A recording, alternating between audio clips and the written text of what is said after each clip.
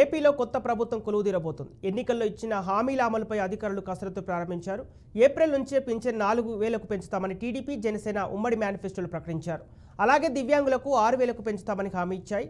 July 1 నుంచి పెంచిన పింఛన్లు అమలు చేస్తామని టీడీపీ అధినేత చంద్రబాబు ప్రకటించారు. ఈ నేపథ్యంలో పెన్షన్ల పెంపుపై అధికారులు కసరత్తు మొదలుపెట్టారు.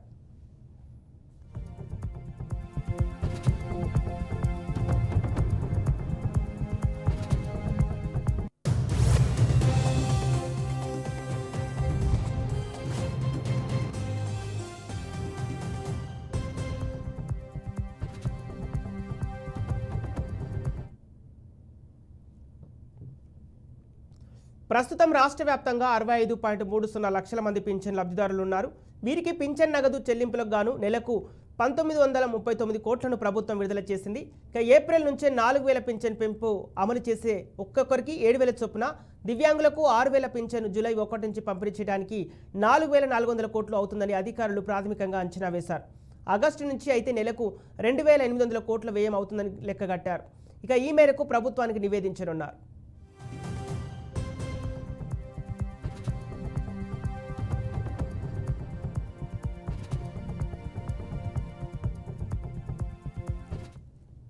దీనికి సంబంధించిన పూర్తి డీటెయిల్స్ మా రాజమండ్రి ప్రతినిధి సురేష్ ఫోన్ ద్వారా సిద్ధంగా ఉన్నారు.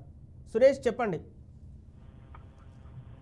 సంపత్, రాష్ట్రంలో కొత్తగా ఏర్పడబోతున్న ప్రభుత్వం తెలుగుదేశం ప్రభుత్వం, అలాగే జనసేన ఎన్నికల సమయంలో ఇచ్చిన మేనిఫెస్టోలో ఇచ్చినటువంటి హామీల అమలు నేపథ్యంలో దీనికి సంబంధించి జిల్లా కలెక్టర్ల నుంచి సమాచారాన్ని సేకరించుకోవడం జరుగుతుంది. దీనికి సంబంధించి అంటే పెన్షన్లు ఏ రకంగా ఎన్నికల హామీల్లో పెన్షన్లు పెంచుతామని చెప్పి 4,000 రూపాయల పెన్షన్లు పెంచుతామని చెప్పేసి, అదే విధంగా వృద్ధాప్య పెన్షన్లు, వితంతు పెన్షన్తో పాటుగా దివ్యాంగులకు, అలాగే కిడ్నీ వ్యాధిగ్రస్తులకు, వీళ్ళందరికీ కూడా పెన్షన్లు పెంచుతామని, అది కూడా ఏప్రిల్ నెల నుంచి అమల్లోకి తీసుకొచ్చే విధంగా దానికి సంబంధించిన నివేదికలు అయితే జిల్లా అధికారుల దగ్గర నుంచి తెప్పించుకోవడం జరిగింది. దీనికి సంబంధించి ఇప్పటికే రాష్ట్ర వ్యాప్తంగా ఉన్నటువంటి 65 లక్షల మంది పెన్షన్ లబ్ధిదారులు అయితే ప్రస్తుతం ఉన్నారు. దీనికి సంబంధించి ఈ లబ్ధిదారులు ఎవరైతే ఉన్నారనే దానిపైన అలాగే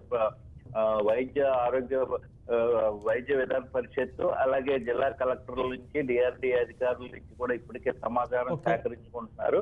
అయితే రేపు పొద్దున ప్రభుత్వ ప్రమాణ స్వీకారం అయిన వెంటనే దీనికి సంబంధించి పెన్షన్లు ఏప్రిల్ నెల నుంచి అమల్లోకి తీసుకొస్తాము, ఏప్రిల్ నెల నుంచే పెంచిన పెన్షన్లను అమలు చేస్తామని చెప్పేసి ఇచ్చిన హామీ మేరకు ఈ హామీని ఎట్టి పరిస్థితుల్లో నిలబెట్టుకోవాలనే దానిపైన జిల్లా కలెక్టర్లు ఇప్పటికే ఎవరెవరు ఉన్నారు, జిల్లాల వారీగా ఎంతమంది ఉన్నారనే దానిపైన ఒక నివేదికను అయితే సమర్పించడం జరిగింది. దీనికి సంబంధించి ముఖ్యమంత్రిగా ప్రమాణ స్వీకారం చేసిన నారా చంద్రబాబు నాయుడు దీనికి సంబంధించి సంతకం చేసిన వెంటనే జిల్లా